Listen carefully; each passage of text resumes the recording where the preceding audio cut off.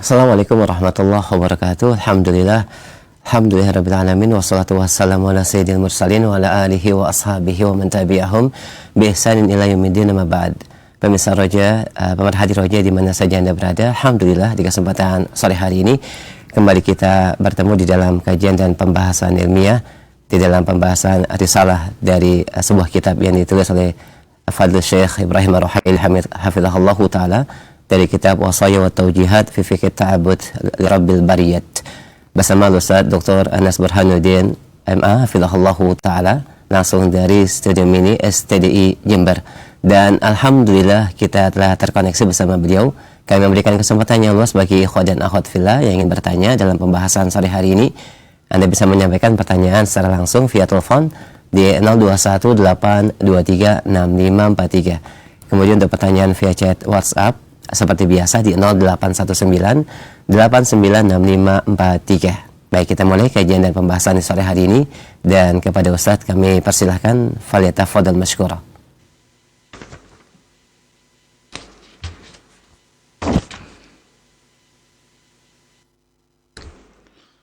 Bismillahirrahmanirrahim. Innal hamdalillah nahmaduhu wa nasta'inuhu wa nastaghfiruh. ونعوذ بالله من شرور أنفسنا ومن سيئات أعمالنا من يهده الله فلا مضل له ومن يضلل فلا هادي له وأشهد أن لا إله إلا الله وحده لا شريك له وأشهد أن محمدا عبده ورسوله صلى الله عليه وعلى آله وأصحابه أجمعين. أما بعد. Kembali kita panjatkan syukur kita kepada Allah Subhanahu wa taala atas nikmat umur panjang, nikmat kesehatan, dan nikmat tergeraknya hati kita untuk melanjutkan amal soleh yang telah kita mulai bersama, yaitu mendalami agama Allah Subhanahu wa taala melalui siaran televisi dan radio dengan materi fikih ibadah, dengan kitab panduan Wasaya wa Taujihat fi Fiqh Ta'abbud li Rabbil Bariyat, wasiat-wasiat dan catatan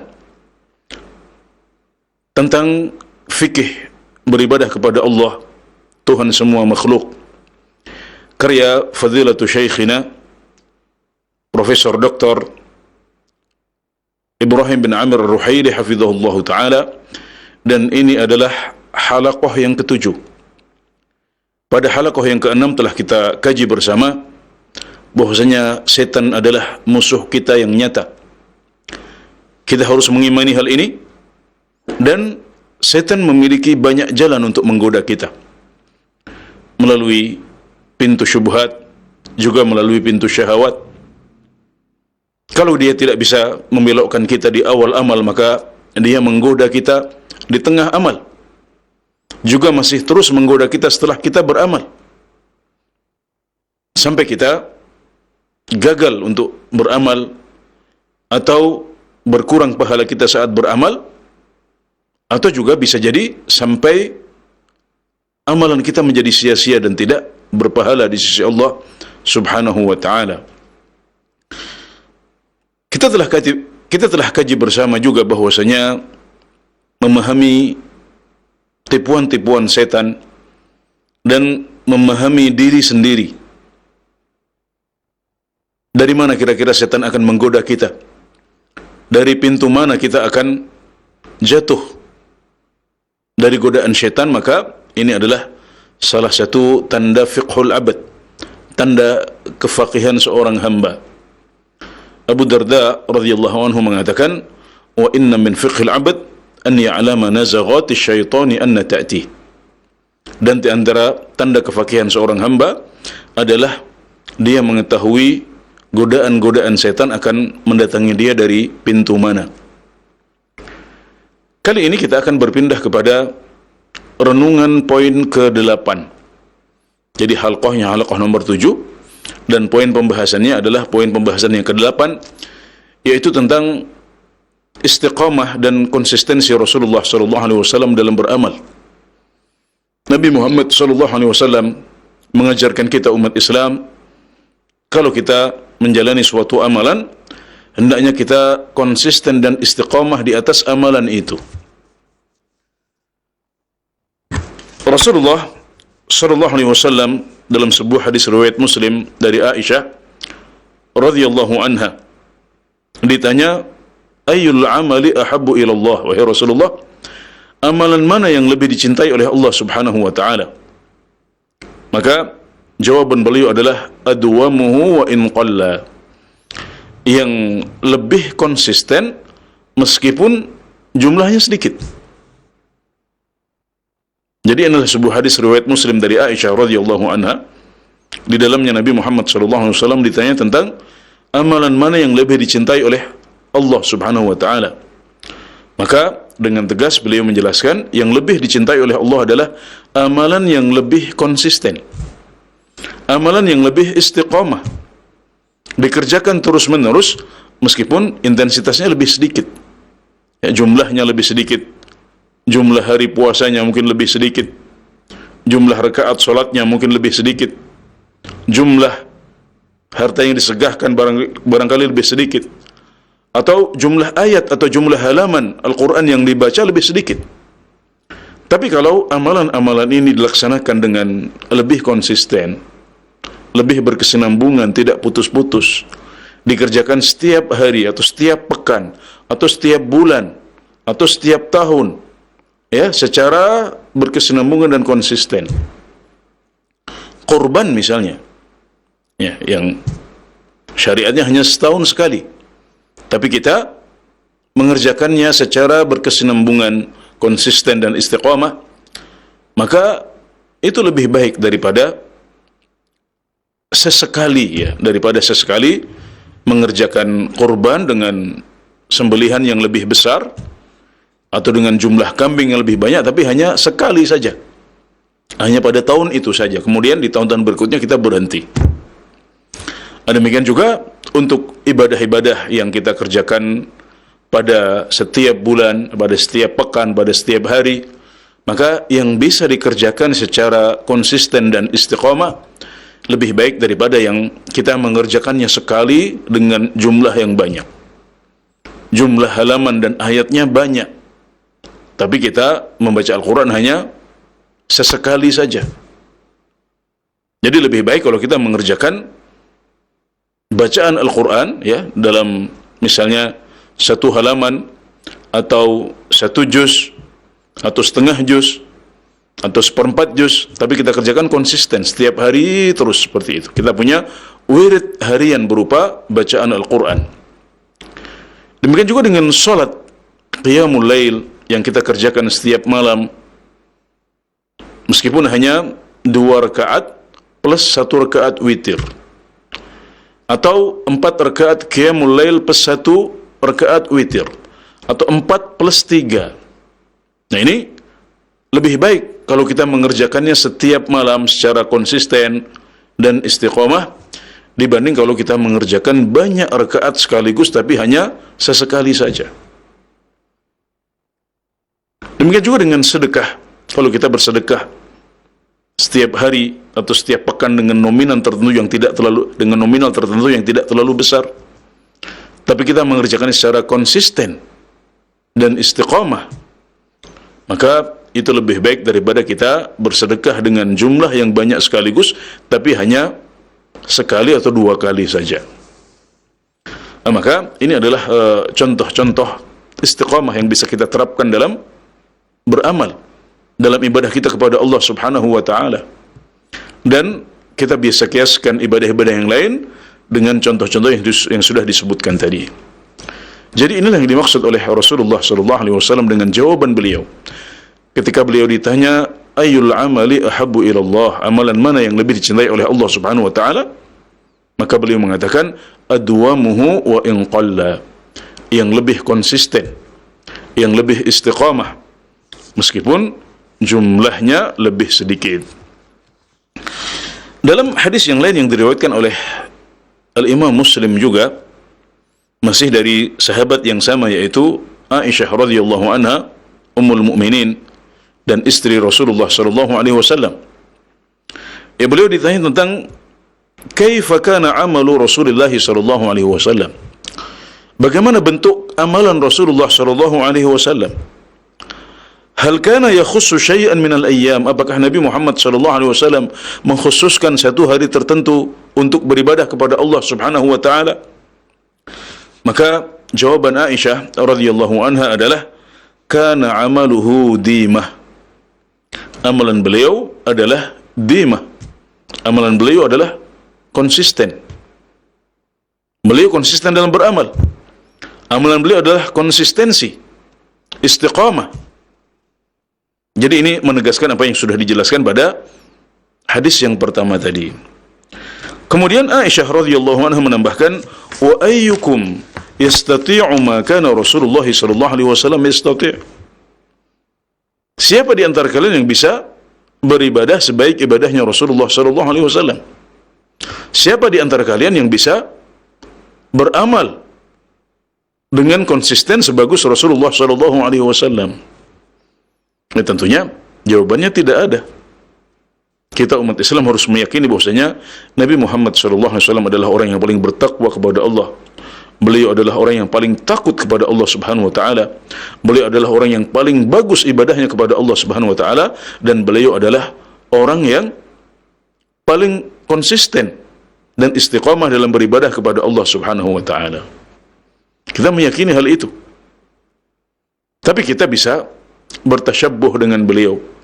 Ya, kita mematut diri, ya, menyamakan diri, menyerupai Rasulullah sallallahu alaihi wasallam. Tasyabbuh, meskipun kita tidak bisa mencapai level beliau. Atau kita bisa mendekati. Saddidu wa qaribu, kata Rasulullah sallallahu alaihi wasallam. Kejarlah kesempurnaan, saddidu. Wa qaribu, dan kejarlah kesempurnaan jika kita tidak bisa meraih kesempurnaan. Kesempurnaan ibadah seperti yang dilakukan oleh Rasulullah sallallahu alaihi wasallam, seperti yang diisyaratkan oleh Aisyah, kita tidak bisa mencapainya. Pada poin-poin sebelumnya pernah kita kaji juga bahwasanya kita tidak bisa memenuhi hak besar Allah Subhanahu wa taala. Dan sebaik apapun ibadah kita kepada Allah Subhanahu wa taala, maka kita tidak bisa memenuhi hak Allah dengan ibadah tersebut. Level Rasulullah sallallahu alaihi wasallam juga tidak bisa dicapai oleh umat beliau. Tapi kita bisa mendekati. Ketika kita tidak bisa mencapai kesempurnaan seperti kesempurnaan ibadah Rasulullah sallallahu alaihi wasallam, maka kita berusaha untuk mencontoh dan mendekati beliau. Saddidu wa qaribu. Jadi beginilah cara beribadah Rasulullah sallallahu alaihi wasallam. Ya, beliau beribadah secara konsisten. Beliau tidak mengkhususkan satu hari khusus untuk full beribadah kepada Allah Subhanahu wa taala. Tapi beliau membagi ibadah-ibadah ini kepada hari-hari yang beliau lewati. Setiap hari beliau salat. Setiap hari beliau mengerjakan salat sunnah yang cukup banyak. Setiap hari beliau berzikir. Setiap hari beliau qiyamul lail. Nah, jadi ini yang dicontohkan oleh Rasulullah sallallahu alaihi wasallam, dan ini yang dimaksud dengan dimah, konsistensi, ya, istiqamah di atas amal soleh. Tidak mengkhususkan hari tertentu untuk full beribadah kepada Allah Subhanahu wa taala, dan kalau sudah melakukan suatu amalan maka dijaga konsistensinya. Dan itulah amalan yang lebih dicintai oleh Allah Subhanahu wa taala, sebagaimana dijelaskan oleh beliau dalam hadis Aisyah yang pertama tadi. Dan menjaga konsistensi ibadah dan istiqamah dalam beramal soleh memiliki banyak faedah. Di sini Fadilatul Syekh penulis kitab menyebutkan ada paling tidak 7 faedah yang bisa kita petik dan kita capai dengan konsisten dalam beribadah kepada Allah Subhanahu wa taala. Yang pertama adalah bahwasanya konsistensi dan istiqamah dalam beribadah akan memberikan pahala yang lebih besar, akan memberikan pahala yang lebih besar di sisi Allah Subhanahu wa taala, dan juga lebih dicintai oleh Allah Subhanahu wa taala sebagaimana telah dikabarkan oleh Nabi Muhammad sallallahu alaihi wasallam dalam hadis yang pertama tadi. Su'ila Rasulullah sallallahu alaihi wasallam, ayyul amali ahabbu ila Allah? Beliau ditanya, amalan seperti apa yang lebih dicintai oleh Allah Subhanahu wa taala? Maka beliau mengatakan, adwamuha wa in qalla, yang lebih konsisten, atau yang paling konsisten, meskipun jumlahnya lebih sedikit. Dan tadi sudah kita jelaskan hal ini secara cukup panjang lebar, walhamdulillah. Adapun faedah yang kedua adalah bahwasanya istiqamah dan konsistensi dalam beramal ini bertepatan dengan sunnah Nabi Muhammad SAW. Kalau kita konsisten dalam menjalankan ibadah dan istiqamah dalam beramal, maka kita telah menepati sunnah Nabi Muhammad SAW. Karena di antara sunnah beliau adalah mudawamah atau dimah, ya, konsisten. Seperti yang disebutkan dalam hadis Aisyah yang kedua. Ya, yang pertama dan kedua sama-sama hadis riwayat Muslim. Beliau konsisten dan istiqamah dalam amalan beliau sebagaimana telah dikabarkan oleh Aisyah radhiyallahu anha dalam hadis Aisyah yang kedua. Ya, jadi dari hadis yang pertama dan kedua tadi kita bisa simpulkan dua faedah pertama yang bisa kita petik dari konsistensi dan istiqamah dalam ibadah dan amal soleh. Yang pertama, hal tersebut lebih dicintai oleh Allah Subhanahu wa taala, dan yang kedua, hal tersebut menepati sunnah Nabi Muhammad SAW dan teladan beliau. Poin yang ketiga adalah bahwasanya kalau kita istiqamah dan konsisten dalam beribadah, maka ibadahnya akan menjadi lebih ringan untuk kita. Karena jiwa kita kalau sudah terbiasa dengan satu ibadah tertentu atau dengan satu pola ibadah tertentu, maka ibadah tersebut akan menjadi lebih ringan untuk diri kita. Orang yang terbiasa berpuasa sunnah 3 hari dalam 1 bulan, sebagaimana diwasiatkan oleh Rasulullah SAW kepada Abu Hurairah, wa an asuma 3 ayyamin min kulli syahr. 3 wasiat dari Rasulullah SAW untuk beliau. Salah satunya adalah untuk puasa 3 hari dalam 1 bulan. Nah, kalau kita terbiasa dengan puasa 3 hari dalam 1 bulan, maka barangkali pada bulan pertama kita akan merasa berat. Tapi pada bulan yang kedua bebannya akan lebih ringan karena kita sudah terbiasa. Nah, kalau kita sudah terbiasa menjalankan hal ini setiap bulan, ya, setelah setahun, 2 tahun, 3 tahun, maka puasa 3 hari dalam setiap bulan ini akan menjadi puasa yang sangat ringan. Saya pernah berjumpa dengan seorang soleh yang sudah berumur tua.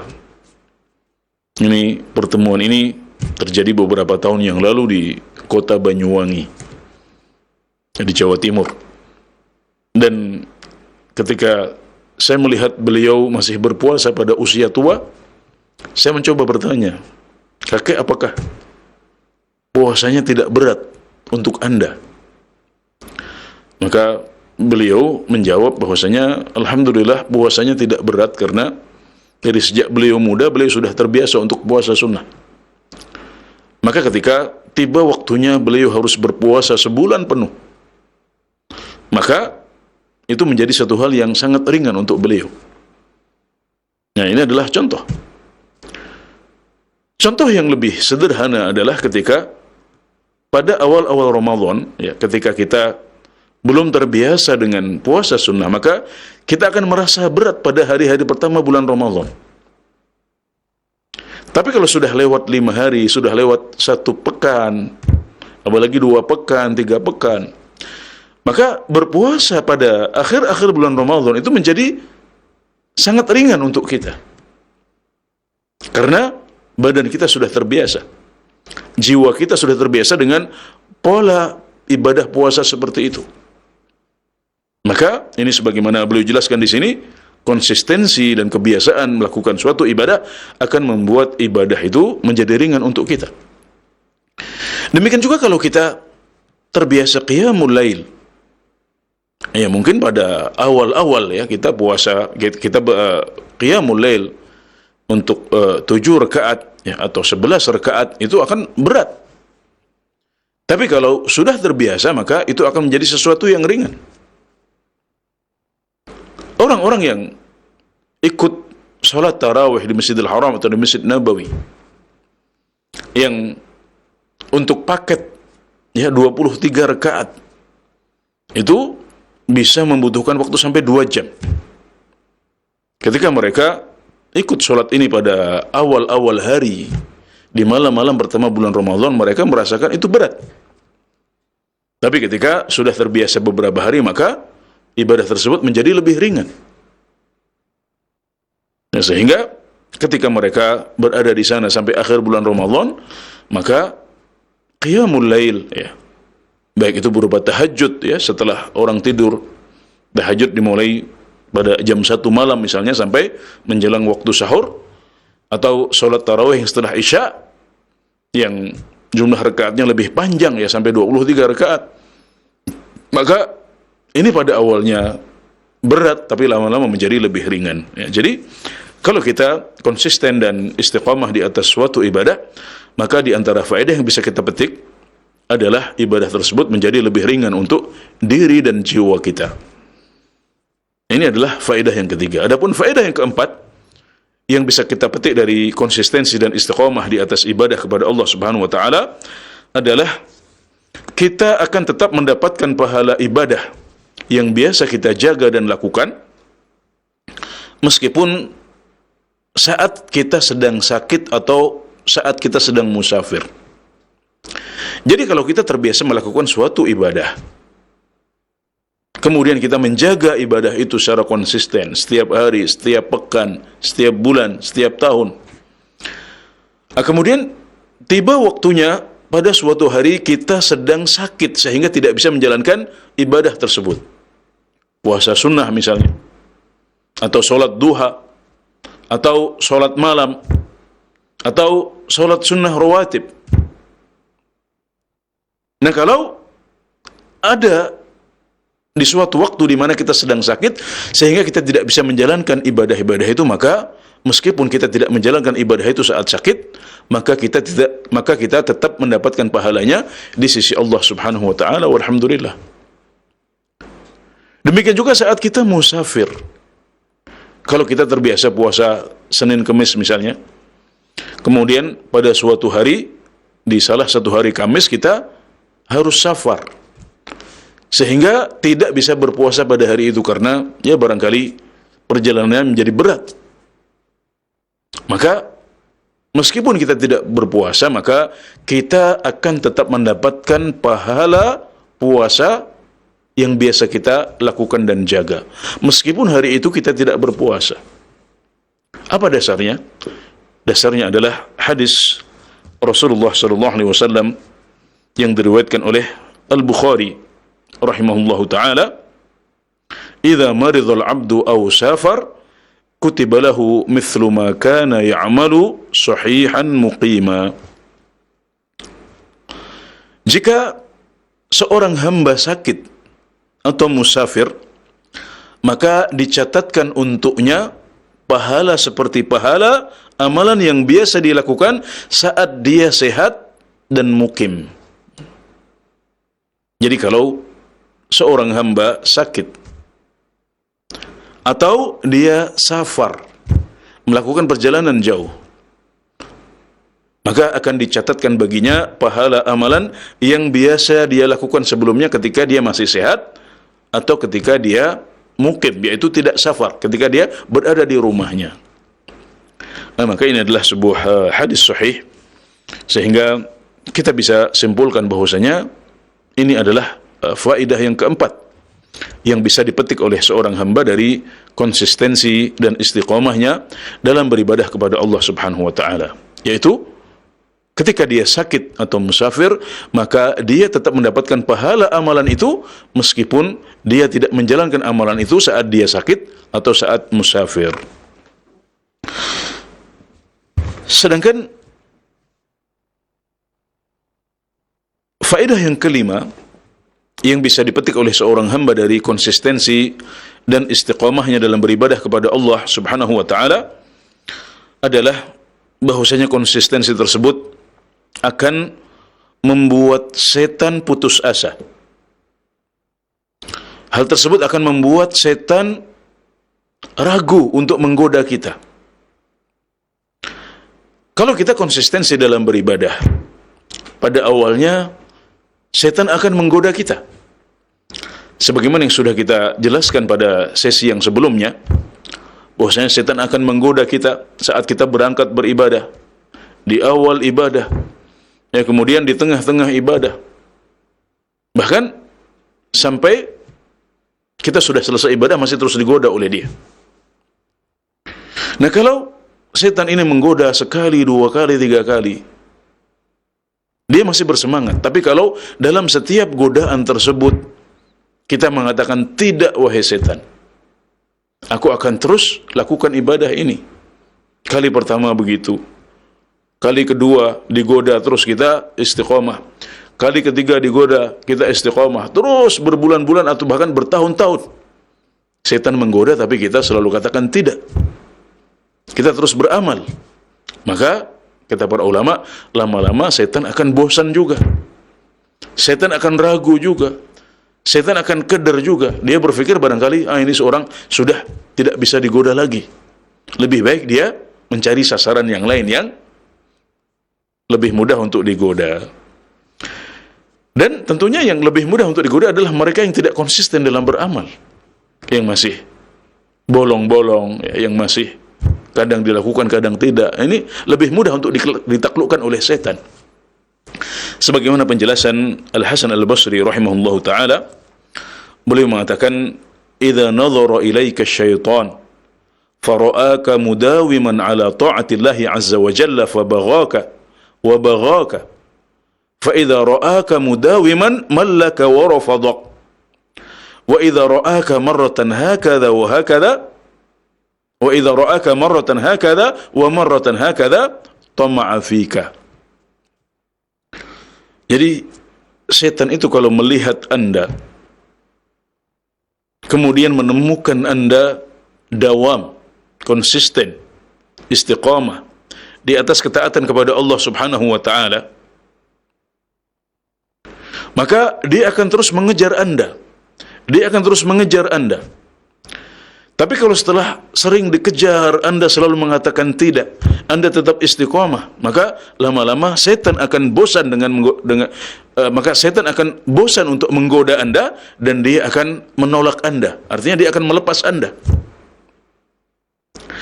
Tapi kalau dia melihat Anda sesekali begini, sesekali begitu, kadang-kadang mengerjakan, kadang-kadang tidak, sehari penuh, sehari bolong, maka kata beliau, tama'a fika, setan akan tamak mengejar Anda. Dia akan bersemangat untuk mengejar Anda. Nah, jadi ya, setan juga makhluk Allah Subhanahu wa ta'ala. Kita sering mengatakan kita juga manusia. Ya, kita kadang jatuh, kadang salah, kadang lemah iman. Nah, kita juga mengatakan setan juga setan, ya. Setan juga makhluk Allah Subhanahu wa ta'ala. Setan punya rasa semangat, kadang-kadang dia bosan juga. Kadang-kadang dia berpikir, ini orang sudah capek menggodanya, mending dia mencari sasaran yang lain. Nah, jadi begitulah Al-Hasan Al-Basri rahimahullah ta'ala menjelaskan kondisi setan. Ya, dia akan tamak untuk menggoda kita ketika kita tidak konsisten. Tapi ketika kita konsisten pada suatu amalan, kita menjaga konsisten istiqamah, maka pada awal-awal setan akan bersemangat menggoda, tapi setelah itu dia akan bosan dan akan membiarkan kita untuk beribadah kepada Allah Subhanahu wa ta'ala.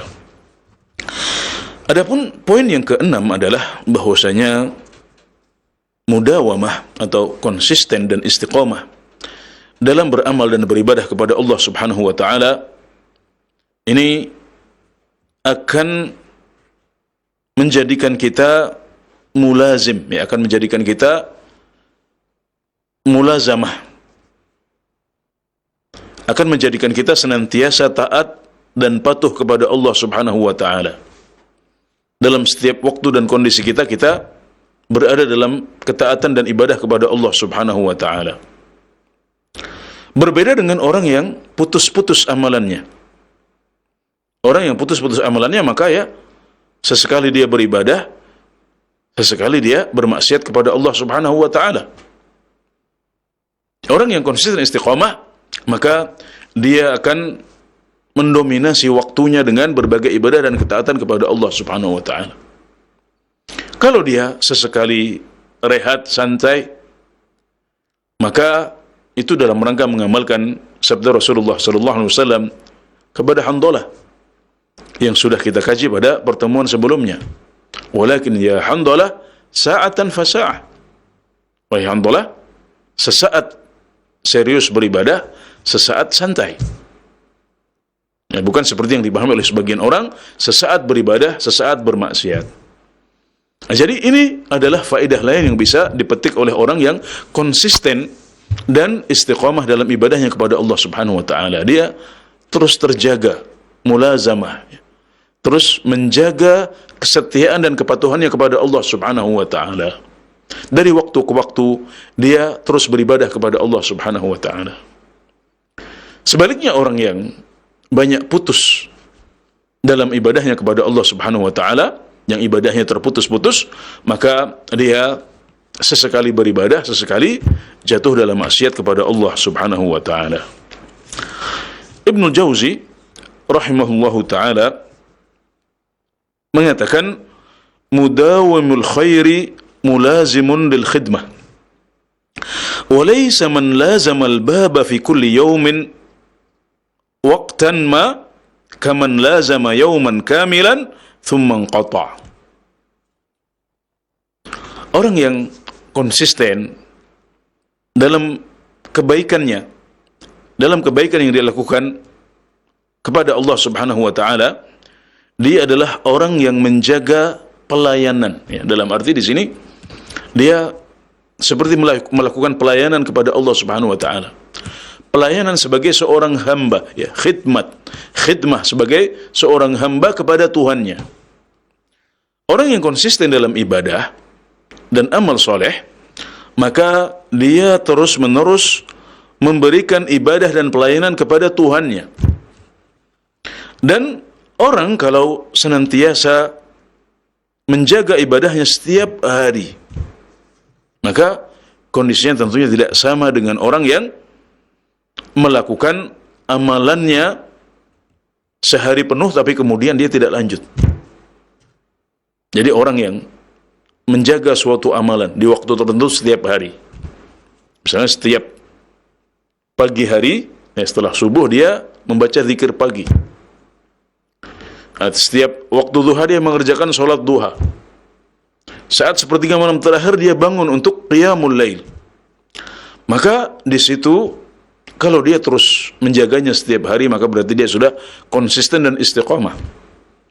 Orang yang seperti itu, yang menjaga zikir pagi setiap subuh, menjaga sholat duha setiap waktu duha, menjaga qiyamul lail setiap sepertiga malam yang terakhir, ini tentunya tidak sama kondisinya dengan orang yang sekali beribadah, ya, satu hari dia pakai full, ya, dari subuh sampai menjelang tidur dia banyak melakukan ibadah kepada Allah Subhanahu wa taala, tapi kemudian setelah itu dia berhenti. Besoknya dia tidak kerjakan lagi. Barangkali karena terasa berat. Nah, maka yang seperti ini tentunya tidak lebih baik daripada yang pertama, yang mengambil ibadah-ibadah yang ringan setiap hari, dia bagi pada waktu-waktunya yang ada, tidak terlalu penuh, tidak terlalu banyak, tapi dia menjaganya secara konsisten setiap hari. Itu kata beliau, ini seperti orang yang terus mengetuk pintu kepada Allah Subhanahu wa taala. Dan orang yang terus mengetuk pintu ampunan kepada Allah Subhanahu wa taala, terus mengetuk pintu pahala, meminta pahala kepada Allah Subhanahu wa taala setiap hari dia lakukan. Dengan salat, dengan puasa, dengan membaca Al-Qur'an, dengan zikir, dengan birrul walidain, dengan membantu tetangga, dengan meringankan beban orang lain, terus dilakukan setiap hari. Maka ini seperti orang yang terus mengetuk pintu Allah Subhanahu wa taala. Maka dia akan lebih mudah dikabulkan amalnya oleh Allah Subhanahu wa taala dan diampuni dosa-dosanya. Adapun faedah yang ketujuh yang bisa dipetik oleh seorang hamba dari konsistensi dan istiqamah dalam beribadah kepada Allah Subhanahu wa taala adalah mendapatkan cinta dari Allah Subhanahu wa taala. Siapa yang tidak mengharapkan cinta kepada Allah Subhanahu wa taala? Siapa yang tidak mengharapkan cinta dari Allah Subhanahu wa taala? Ya, maksud saya yang benar adalah siapa yang tidak mengharapkan cinta dari Allah Subhanahu wa taala? Kalau cinta dari kita para hamba Allah kepada Allah Subhanahu wa taala, maka ini adalah cinta yang kita semuanya mengklaimnya. Dan belum tentu kita sungguh-sungguh dalam cinta kita kepada Allah Subhanahu wa taala. Tapi kalau Allah Subhanahu wa taala sudah mencintai kita, maka itu berarti menunjukkan kedudukan yang tinggi di sisi Allah Subhanahu wa taala. Berarti cinta kita kepada Allah Subhanahu wa taala memang benar-benar tulus. Tidak sekedar klaim, dan kita sudah buktikan. Maka kemudian Allah Subhanahu wa taala mencintai kita. Nah, kalau kita ingin mendapatkan cinta dari Allah Subhanahu wa taala, salah satu kiatnya adalah dengan terus mudawamah, konsisten dan istiqamah dalam ibadah-ibadah kita kepada Allah Subhanahu wa taala, sebagaimana dijelaskan oleh Allah Subhanahu wa taala dalam hadis qudsi yang sahih yang diriwayatkan oleh Al-Bukhari. Rasulullah sallallahu alaihi wasallam meriwayatkan dari Tuhan beliau, Allah tabaraka wa taala, yang berfirman, "Wa ma taqarraba ilayya 'abdi bi syai'in ahabba ilayya mimma aftaradtuhu alayh. Wa la yazalu 'abdi yataqarrabu ilayya bin nawafil hatta uhibbah." Dan tidaklah seorang hambaku mendekatkan diri kepadaku dengan sesuatu yang lebih aku cintai daripada amalan yang aku wajibkan atas dia. Hadis qudsi ini menunjukkan bahwasanya amalan terbaik yang paling banyak pahalanya adalah amalan-amalan wajib. Salah kalau kita meyakini bahwasanya amalan sunnah itu lebih afdal daripada amalan-amalan wajib. Sebaliknya justru amalan-amalan wajib lebih dicintai oleh Allah Subhanahu wa taala. Di sini Allah berfirman, ya, hadis qudsi adalah hadis tapi isinya firman Allah Subhanahu wa taala. Jadi hadis qudsi adalah firman Allah yang tidak ada dalam Al-Qur'an, tapi adanya dalam hadis yang diriwayatkan oleh Rasulullah sallallahu alaihi wasallam, kemudian diriwayatkan oleh para ulama dan sampai sanadnya kepada kita. Jadi di sini Allah Subhanahu wa taala mengatakan, dan tidaklah hambaku mendekatkan diri kepadaku dengan sesuatu yang lebih aku cintai daripada sesuatu yang aku wajibkan atas dia. Wala yazalu 'abdi yataqarrabu ilayya bin nawafil hatta uhibbah. Dan hambaku masih terus mendekatkan diri kepadaku dengan amalan-amalan sunnah sampai aku mencintainya.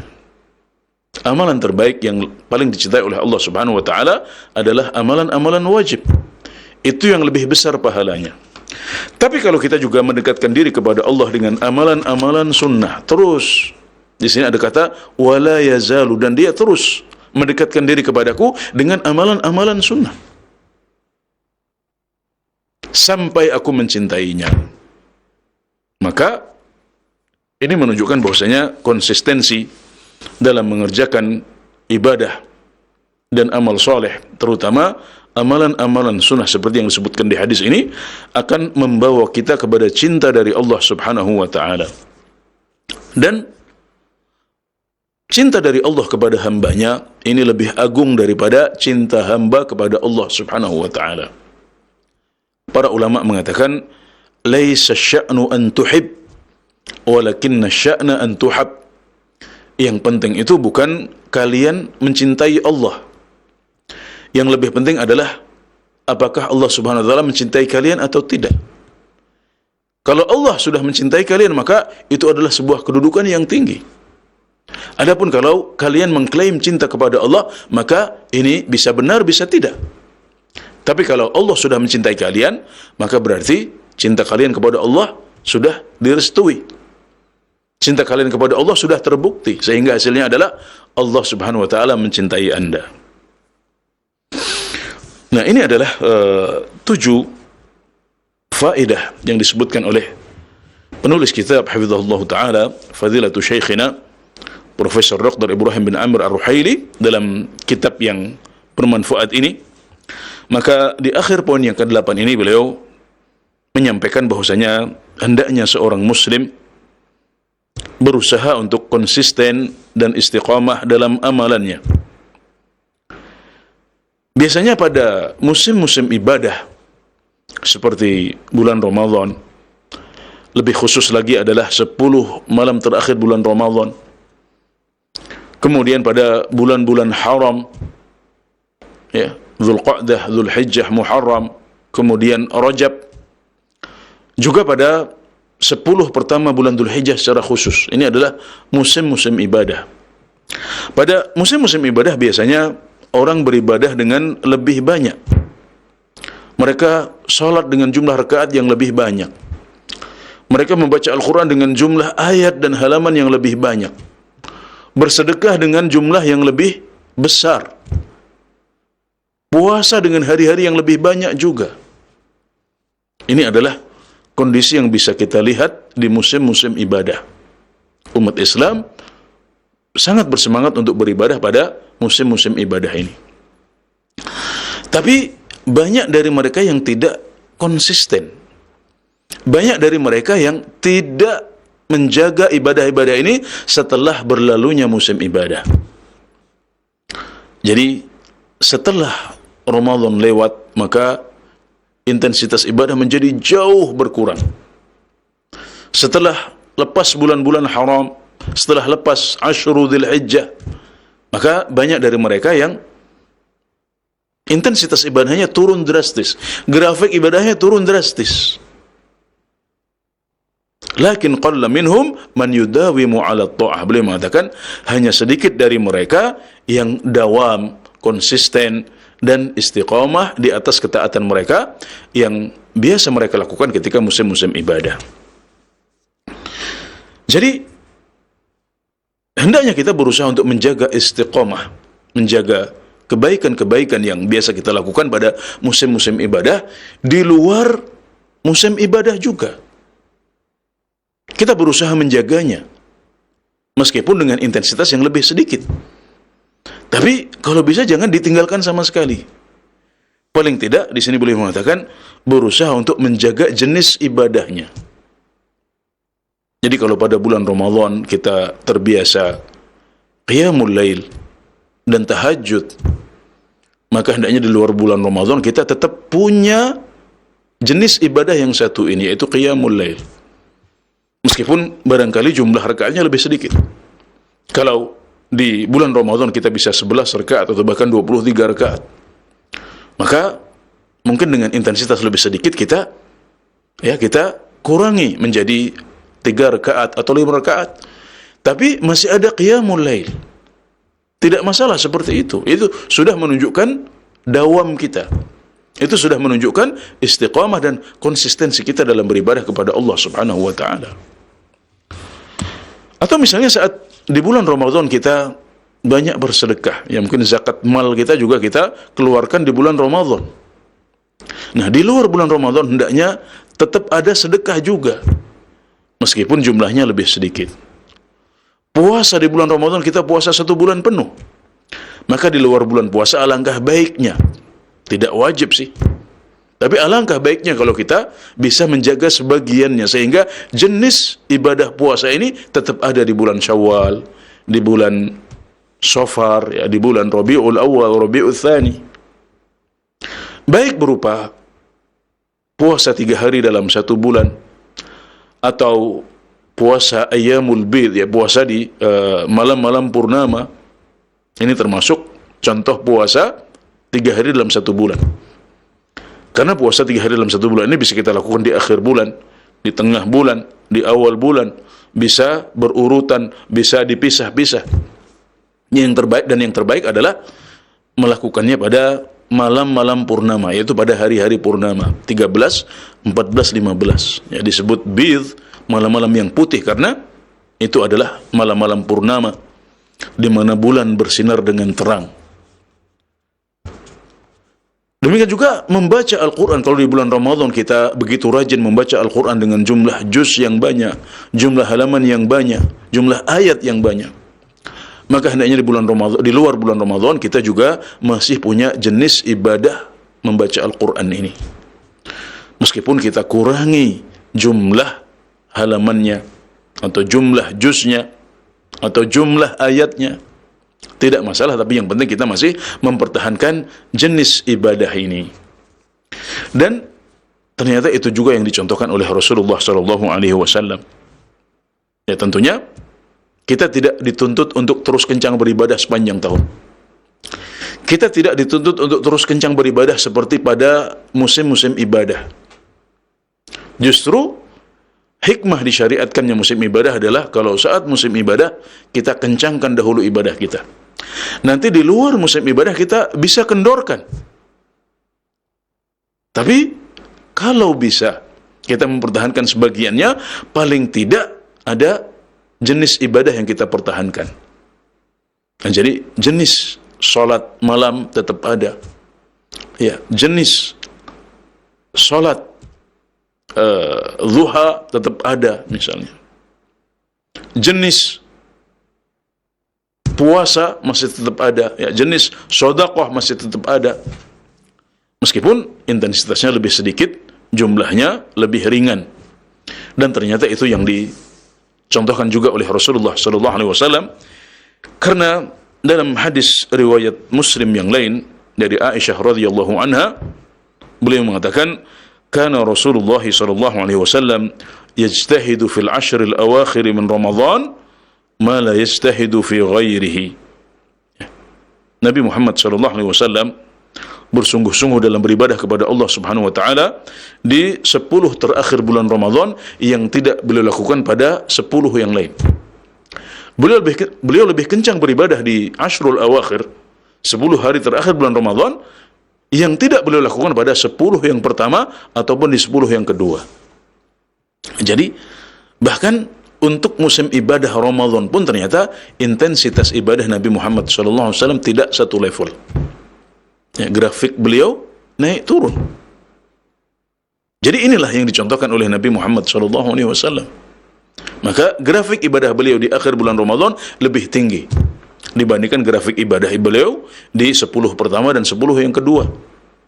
Dan grafik ibadah beliau di 10 pertama bulan Ramadan dan 10 yang kedua lebih tinggi dibandingkan grafik ibadah beliau di luar bulan Ramadan. Jadi ternyata ini juga yang dicontohkan oleh Nabi Muhammad SAW. Maka kalau kita mempertahankan sebagian ibadah yang banyak kita lakukan pada musim-musim ibadah, meskipun dengan jumlah yang lebih ringan dan lebih sedikit di luar musim-musim ibadah, maka berarti kita juga telah menepati sunnah dan teladan dari Rasulullah SAW. Maka dari apa yang disampaikan ini kita bisa simpulkan bahwasanya penting bagi umat Islam ya untuk konsisten dan istiqamah dalam ibadah mereka kepada Allah Subhanahu wa taala. Ibadah yang konsisten dan istiqamah adalah ibadah yang paling dicintai oleh Allah Subhanahu wa taala meskipun jumlahnya lebih sedikit. Dan itulah cara ibadahnya Rasulullah sallallahu alaihi wasallam. Itulah teladan beliau, maka hendaknya kita berusaha untuk meneladani beliau. Dan contoh praktiknya adalah kalau kita di musim-musim ibadah seperti bulan Ramadan dan Ashuru Dzulhijjah, maka hendaknya kita mempertahankan sebagian ibadah-ibadah ini, atau kita mempertahankan semuanya tapi dengan intensitas yang lebih sedikit.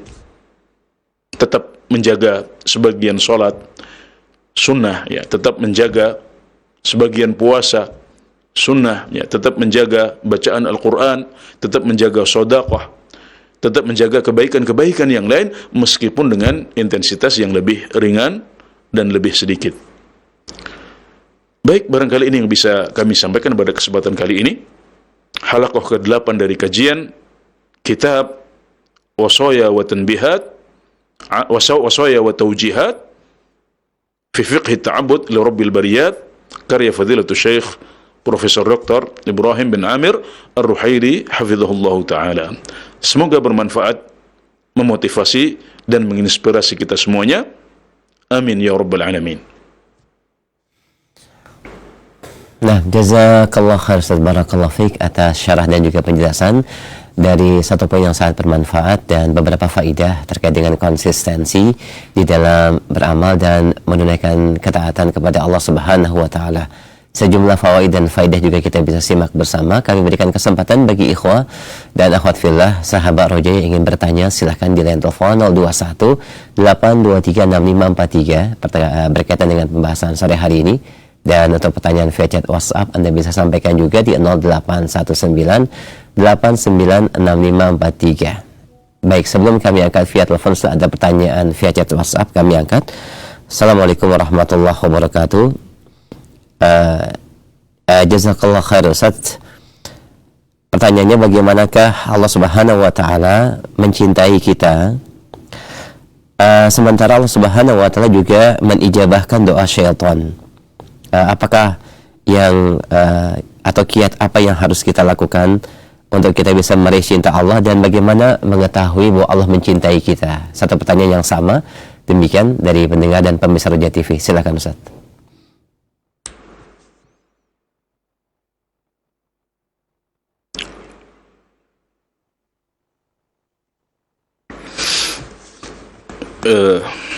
Ya, tentang tanda bahwasanya Allah Subhanahu wa taala mencintai hambanya, ya, maka ini sudah disebutkan dalam hadis yang sama, yaitu hadis riwayat Al-Bukhari tadi, wala yazalu 'abdi yataqarrabu ilayya bin nawafil hatta uhibbah fa idza ahbabtuhu kuntu sam'ahu alladhi yasma'u bihi kuntu sam'ahu alladhi yasma'u bihi wa basarahu allati yubsiru biha. Ya, kalau aku sudah mencintainya, maka telinganya, ya, akan mendengar apa-apa yang aku bolehkan saja. Ya. Demikian juga pandangannya akan dijaga oleh Allah Subhanahu wa taala. Wa yadahu allati yabtishu biha wa rijlahu allati yamshi biha. Kalau seorang hamba sudah dicintai oleh Allah Subhanahu wa taala, maka Allah akan jaga telinganya. Allah akan jaga matanya. Allah akan jaga tangannya.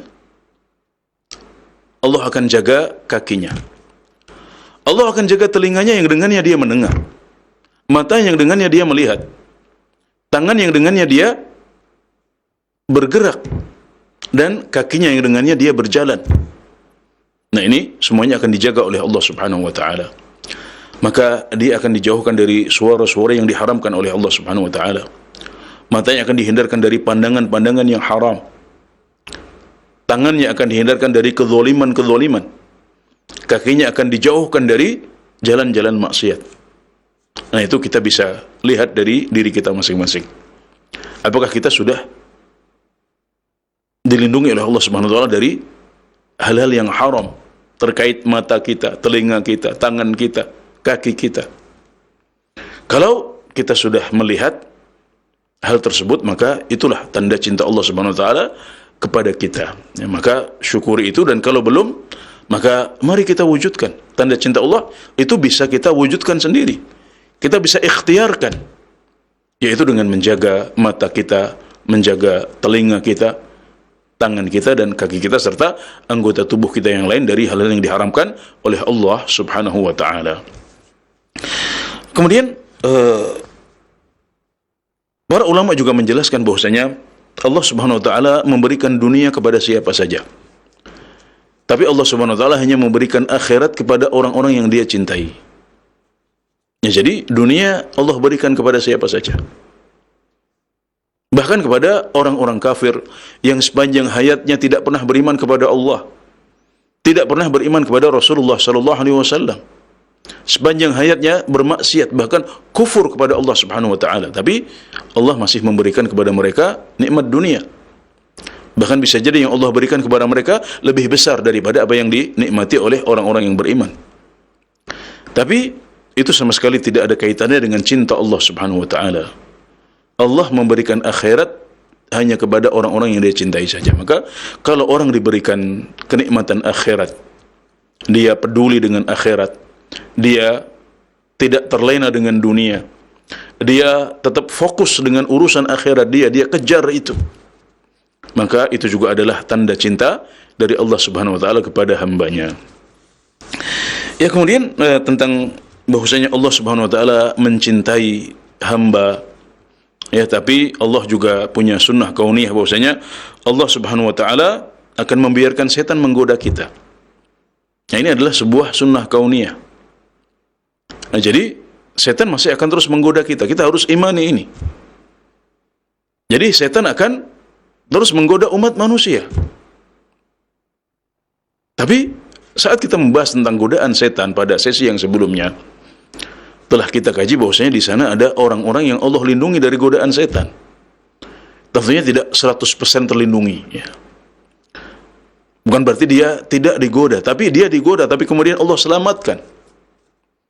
Nah, maka di antara orang yang susah digoda oleh setan adalah al-mukhlasin, ya, orang-orang yang dipilih oleh Allah Subhanahu wa taala untuk memiliki ikhlas. Keikhlasan yang tinggi kepada Allah Subhanahu wa taala, dia memiliki tauhid yang kuat. Maka ini yang susah digoda oleh setan. Ya, bahkan sampai Umar bin Al-Khattab, ya, disebutkan kalau beliau melewati suatu jalan maka setan akan menghindar, ya, jauh, ya, menjauh, menghindari jalannya Umar bin Khattab. Kenapa? Karena keikhlasan Umar dan tingginya tauhid beliau. Nah, jadi setan akan tetap menggoda, tapi Allah Subhanahu wa taala melindungi orang-orang yang dicintai, karena mukhlasin ini adalah orang-orang yang Allah pilih untuk bisa ikhlas. Artinya Allah cintai dia, Allah berikan keikhlasan itu kepada dia. Nah, maka dengan demikian tidak ada kontradiksi antara dua fakta ini. Ya, Allah Subhanahu wa taala mencintai sebagian hambanya, tapi setan masih terus menggoda. Ya, Allah biarkan setan untuk terus menggoda umat manusia. Nah, namun ya, titik temunya adalah bahwasanya meskipun setan tetap menggoda, tapi Allah Subhanahu wa taala akan melindungi umatnya. Mereka digoda, tapi Allah selamatkan mereka dari godaan setan ini. Nah, jadi alhamdulillah dengan begitu berarti jelas, ya, adanya setan terus menggoda adalah sunnah kauniyah, tapi Allah Subhanahu wa taala juga memberikan perlindungannya kepada orang-orang yang dia cintai, termasuk diantaranya adalah orang-orang yang dipilih untuk memiliki keikhlasan yang tinggi dan tauhid yang kuat. Barakallahu fikum. Jazakallah khairah. Baik, kita berikan kesempatan berikutnya via telepon. Baik, silakan. Halo. Assalamualaikum warahmatullahi wabarakatuh. Waalaikumsalam warahmatullahi wabarakatuh. Dengan siapa Bapak, di mana? Dengan Kadan dari Cianjur. Baik, silakan Pak Kadan. Ya. Assalamualaikum warahmatullahi wabarakatuh, Pak Ustadz. Ini ingin bertanya di luar tema, namun saya kira ini sangat penting soalnya ini kegiatan sehari-hari, Ustadz, boleh ya? Ini tentang masalah ada seseorang yang masih ragu tentang kebenaran masalah apakah ada amalan bacaan sebelum takbiratul ihram ketika sholat. Soalnya di kampung saya banyak ustadz yang menyatakan disunahkan membaca ta'awud dengan tujuan agar terhindar dari godaan setan ketika sholat, Ustadz. Sedangkan dari ustadz-ustadz di TV Sunnah katanya tidak ada bacaan tertentu sebelum takbiratul ihram. Jadi bagaimana pendapat atau fatwa para ulama terdahulu tentang masalah ini? Apakah hal ini ada perselisihan pendapat tentang mengucapkan bacaan tertentu, atau disepakati kesunahannya ataupun disepakati tidak? Baik Pak Kadan, ya, bisa kita tangkap pertanyaannya. Jazakallah khair. Ya, baik, kita akan simak jawabannya. Nah, di luar materi Ustaz, silakan sekiranya Ustaz mau menjawab.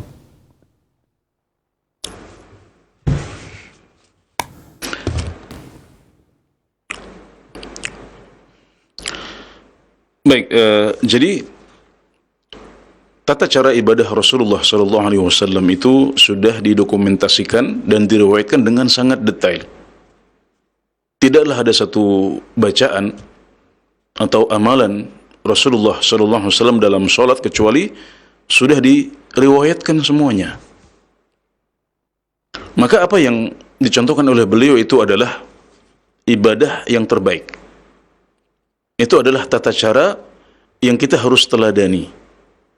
Sebagaimana sabda beliau, "Shallu kama ra'aitumuni usolli."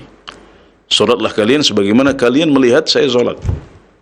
Ini sabda Rasulullah sallallahu alaihi wasallam. Jadi, kalau seandainya ada satu zikir atau satu doa yang diucapkan oleh Nabi Muhammad sallallahu alaihi wasallam sebelum beliau mengerjakan salat, maka pasti itu akan diriwayatkan. Dan riwayatnya pasti akan masyhur karena hadis-hadis salat itu sangat banyak. Dan kita juga insya Allah akan menjadi orang yang pertama untuk mengamalkannya. Kalau seandainya ada hadisnya dan hadis itu sahih. Ya, dan para ulama menyebutkan bahwasanya ucapan pertama yang diucapkan oleh Nabi Muhammad SAW dalam salat adalah takbiratul ihram. Ya, Allahu Akbar. Itu adalah ucapan yang pertama kali diucapkan oleh Rasulullah SAW dalam salat beliau. Nah, tadi kalau Pak Kadan bertanya tentang ulama terdahulu, adakah yang sudah membahas hal ini? Maka jawabannya ada, iya. Al-Imam Ahmad bin Hanbal yang wafat pada tahun 241 Hijriah. Ya, beliau ditanya, adakah Nabi Muhammad SAW melafalkan sesuatu sebelum beliau takbiratul ihram? Maka jawabannya tidak. Tidak ada satu riwayat pun yang menyebutkan bahwasanya Nabi Muhammad SAW mengucapkan sesuatu sebelum takbiratul ihram. Nah, jadi ini dijawab langsung oleh Al-Imam Ahmad bin Hanbal. Nah, kemudian juga ditegaskan oleh Ibnul Qayyim rahimahullahu ta'ala yang merupakan ulama abad ke-8 Hijriyah. Ibnul Qayyim menegaskan itu bahwasanya tidak ada satu bacaan pun yang diucapkan oleh Nabi Muhammad SAW sebelum beliau takbiratul ihram. Dan kalau seandainya ada riwayatnya, maka para ulama, ya termasuk para asatid Ahlus Sunnah wal Jamaah, mereka yang akan pertama kali menerimanya kemudian mengamalkannya insyaallah. Ya, karena prinsip ibadah kita sangat simpel seperti itu. Jadi kalau sahih ya sudah kita amalkan. Nah, jadi berdasarkan hal ini maka tidak ada talaffuz bin niyah menurut pendapat yang lebih kuat, wallahu taala alam. Meskipun kita tahu untuk talaffuz bin niyat ya ada masalah istihadiyah, kita mengetahui sebagian ulama membolehkannya bahkan menganjurkannya. Nah, tapi kita dalam rangka diskusi kita berbicara apa yang disampaikan oleh Al-Imam Ahmad. Ya, bahwasanya kalau seandainya Nabi mengucapkan lafal niat, maka pasti itu juga akan diriwayatkan. Karena sampai gerakan jenggot Nabi Muhammad SAW dalam salat pun itu disebutkan dan diriwayatkan.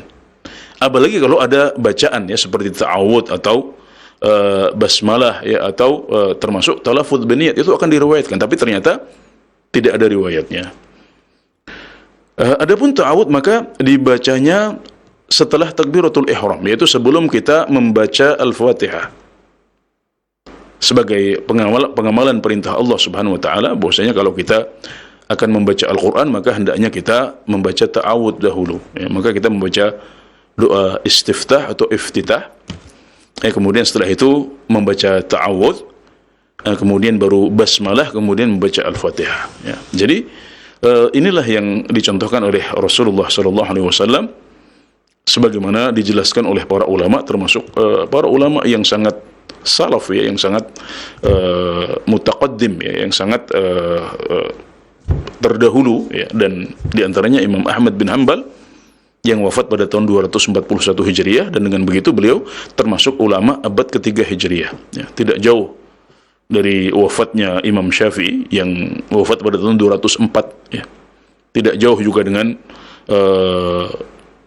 zamannya Al-Imam Al-Bukhari dan Muslim dan yang lain. Baik, semoga bisa dipahami dengan baik oleh Pak Kadan di Cianjur. Nah, jazakallah khair barakallahu fiik. Baik, kami angkat kembali pertanyaan via chat WhatsApp. Tadi dijelaskan beberapa poin ibadah berkaitan dengan puasa, sunnah, yaumul bid dan yang lainnya. Ada beberapa pertanyaan, Ustaz, bolehkah menggabungkan niat puasa sunnah dengan membayar puasa yang tidak bisa kita tunaikan pada saat Ramadan atau mengganti sebagai puasa qadha. Haruskah terpisah ataukah bisa digabungkan sehingga nilai pahalanya bisa tergabung padanya puasa sunnah dan puasa qadha? Mohon nasihatnya, jazakallahu khair.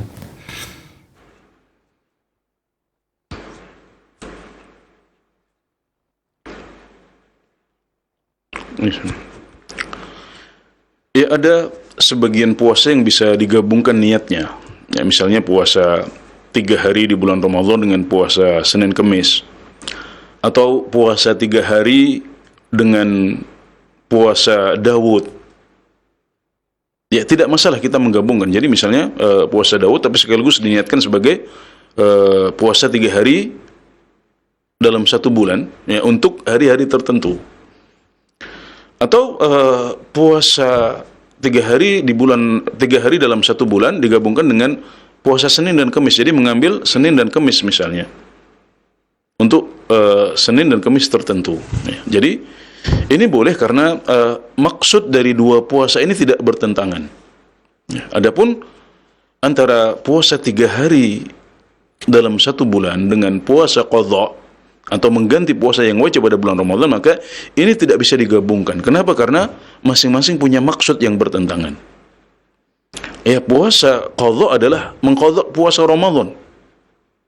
Nah, jadi ini adalah sebuah kewajiban yang belum kita tunaikan. Maka kita harus tunaikan itu dahulu. Ya, sebelum misalnya kita berpindah kepada puasa 6 hari di bulan Syawal. Nah, maka akan lucu dan tidak bisa diterima kalau kita menggabungkan antara utang yang belum kita tunaikan dengan tambahan puasa sunnah. Ya, puasa 6 hari di bulan Syawal atau puasa 3 hari dalam 1 bulan misalnya. Ya. Jadi ini punya maksudnya masing-masing. Ya, puasa qadha adalah puasa wajib, sedangkan puasa 3 hari dalam 1 bulan, ya, atau puasa 6 hari pada bulan Syawal, ini adalah puasa sunnah yang merupakan tambahan, bonus, penyempurna ibadah kita. Nah, maka meskipun ada sebagian puasa yang kita bisa gabungkan niatnya, tapi untuk puasa qadha dengan puasa 3 hari dalam 1 bulan, ini tidak bisa kita gabungkan. Wallahu ta'ala a'lam. Jazakallah khair Ustaz. Baik, barakallahu fi. Kita berikan kesempatan kembali via telepon di 0218236543 dan kami juga membuka pertanyaan via chat WhatsApp kembali di 0819896543. Baik, halo. Terputus, kami angkat pertanyaan via chat WhatsApp Ustaz. Assalamualaikum warahmatullahi wabarakatuh. Baik, sudah ada yang masuk, silahkan. Halo. Baik. Assalamualaikum warahmatullahi wabarakatuh. Ustaz, bagaimanakah kiat-kiat mencapai derajat mukhlasin, yaitu hamba Allah Subhanahu wa taala yang Allah jaga dari godaan syaitan dan Allah berikan pemeliharaan terhadap gangguan-gangguan syaitan. Bagaimanakah mencapai derajat seperti itu dan apakah ada kiat-kiat amalan khusus? Jazakallahu khair.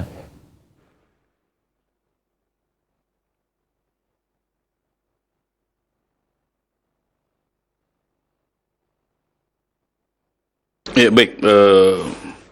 Mukhlasin artinya adalah orang-orang yang dipilih oleh Allah Subhanahu wa taala untuk bisa ikhlas. Maka karena ini sifatnya pilihan, maka kiat pertama yang bisa kita lakukan adalah meminta kepada Allah agar kita dipilih. Nah, jadi Allah Subhanahu wa taala akan memilih, maka sebelum Allah menentukan pilihannya kita bisa mintakan dahulu. Ya Allah, pilihlah aku untuk menjadi orang-orang yang mukhlasin atau mukhlisin. Ya. Jadi mukhlisin itu lebih dari sisi kita, ya, upaya dari kita, ikhtiar kita. Kalau mukhlasin itu Allah yang pilih, maknanya sama atau berdekatan. Tapi mukhlisin menekankan ikhtiar dari seorang hamba, sedangkan mukhlasin itu adalah seperti anugerah dan pilihan dari Allah Subhanahu wa taala. Maka kita bisa minta kepada Allah dengan mengatakan, Allahumma ja'alni minal mukhlasin. Ya Allah, jadikanlah aku termasuk orang-orang mukhlas. kita minta, ya, kalau tidak bisa dengan bahasa Arab, bisa dengan bahasa kita, nggak ada masalah. Dan di antara doa yang diajarkan oleh Nabi Muhammad SAW untuk bisa ikhlas dan selamat dari riya dan kemusyrikan adalah Allahumma inni a'udzubika an usyrika bika wa ana a'lam wa astaghfiruka mimma la a'lam.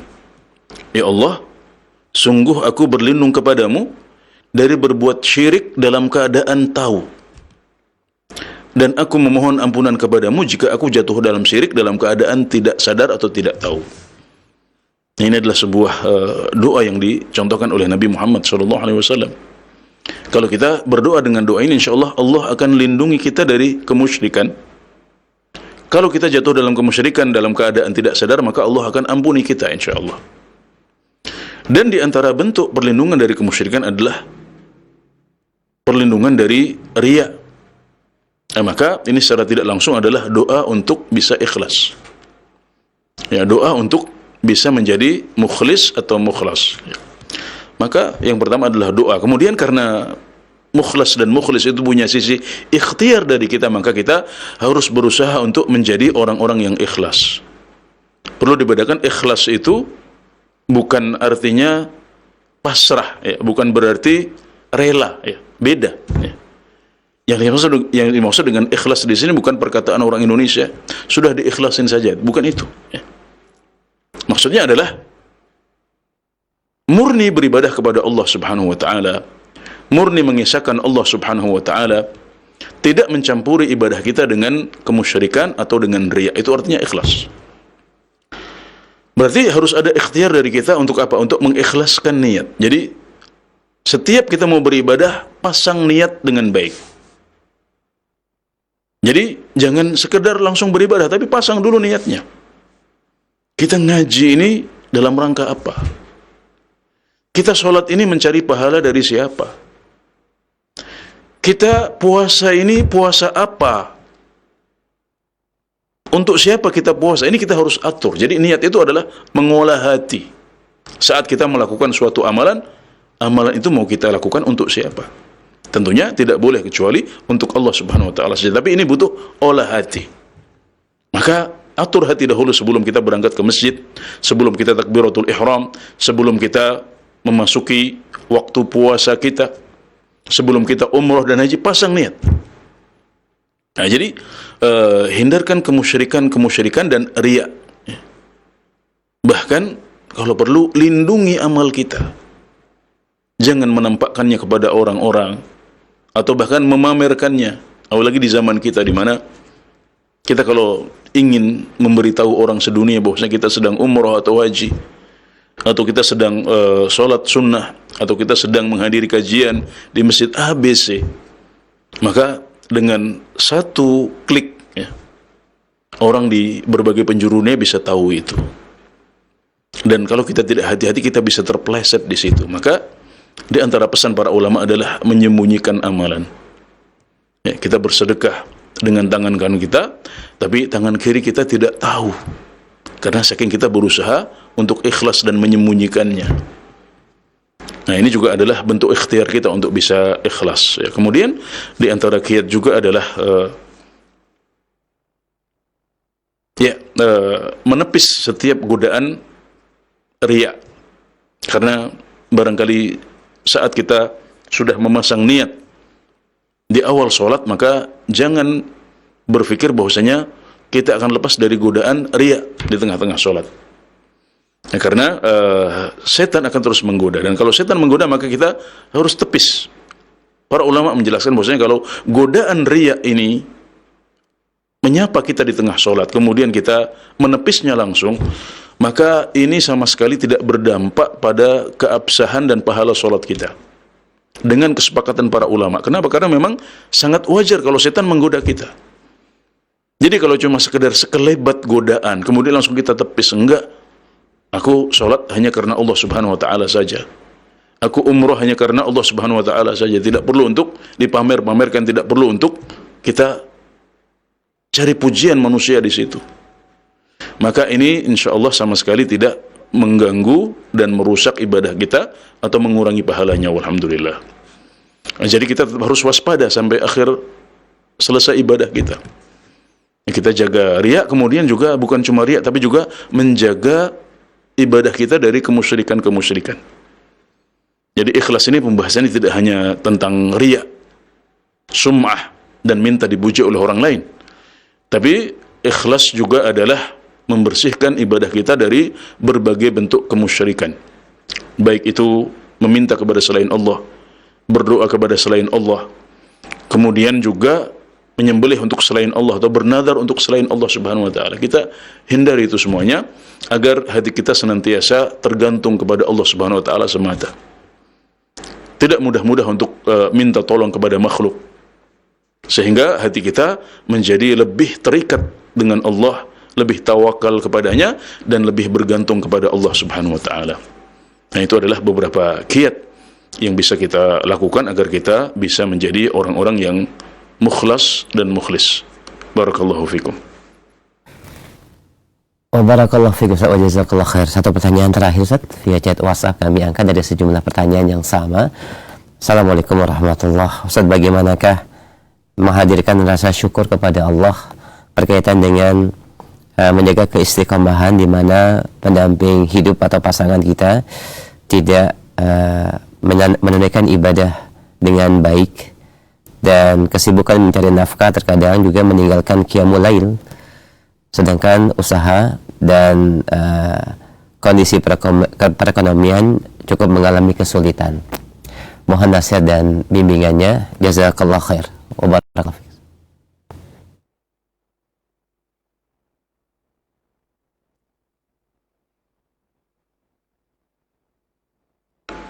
Ya, baik. Jadi kesulitan-kesulitan yang kita hadapi adalah bagian dari ujian dunia yang harus kita hadapi dan kita taklukkan.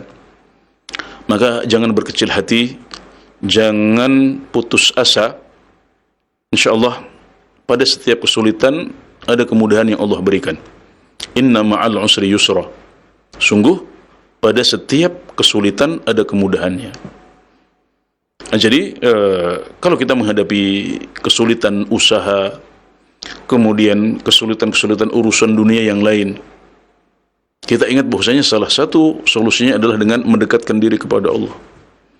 Kita hadapi ujian itu, kita taklukkan tantangannya sambil kita bertakwa kepada Allah Subhanahu wa taala.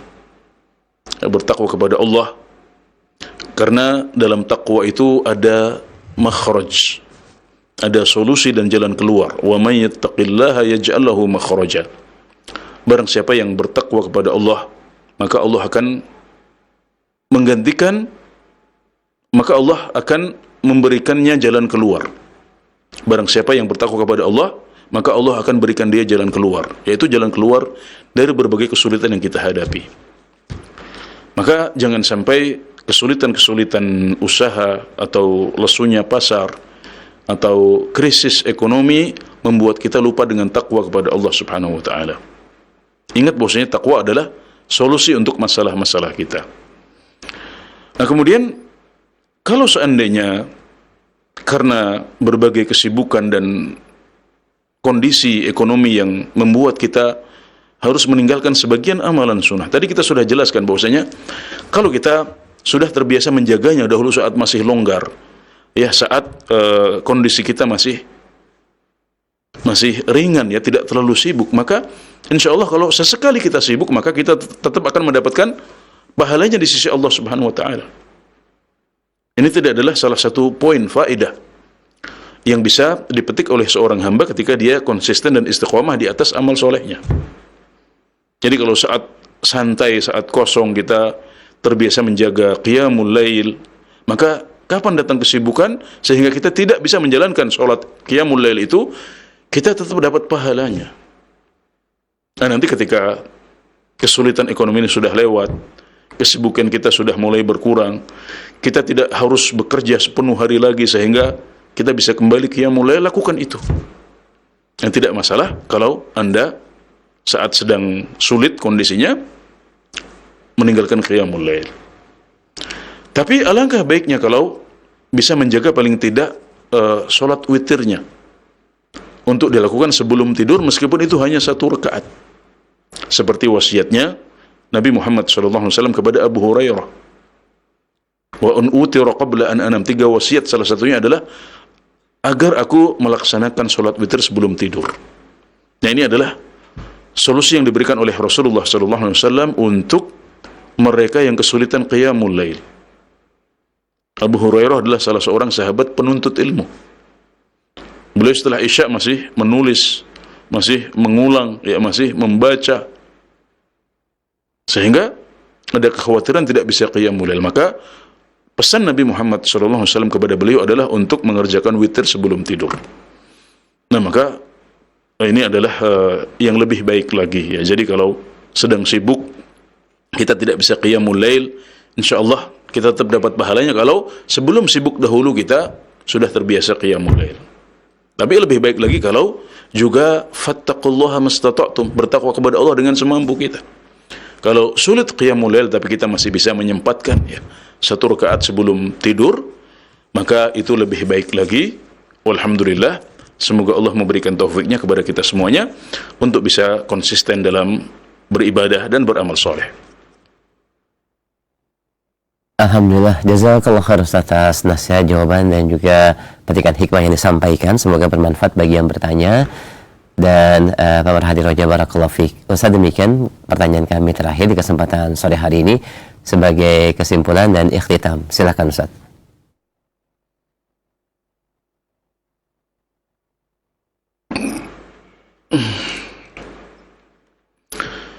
Ya, kesimpulan dari poin ke-8 kitab Wasaya wa Taujihat fi fiqh ta'abbud rabbil bariyat adalah bahwasanya di antara hal penting yang harus kita perhatikan bahwasanya amalan terbaik adalah amalan yang konsisten dan istiqamah.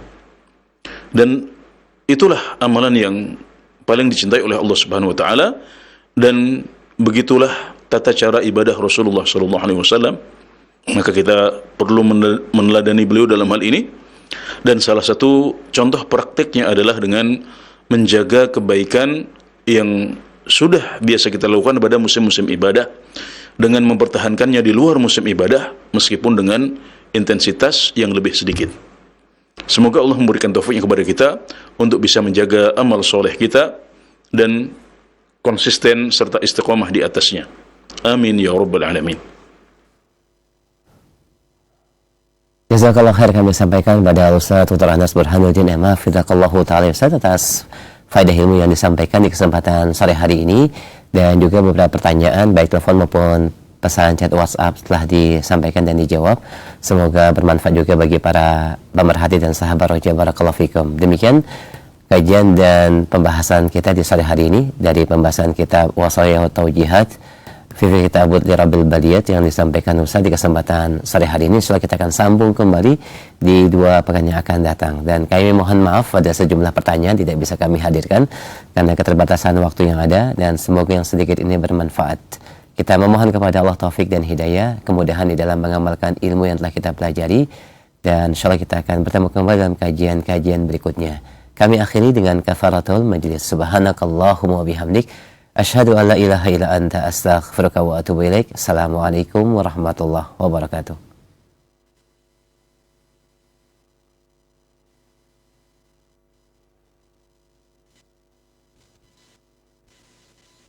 Terima kasih Anda masih bersama Roja TV dan Radio Roja.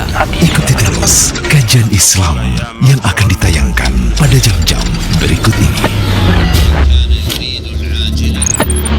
Inilah jalan Rasulullah Sallallahu Alaihi Wasallam dan para sahabat. Sabiqunal awal minal muhajirin wal ansar.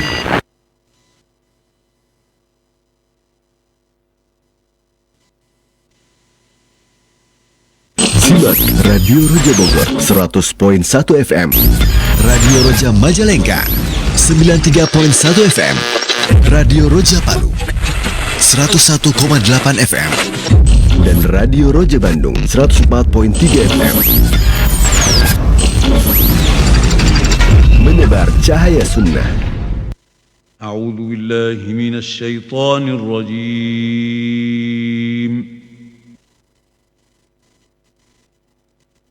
يا بني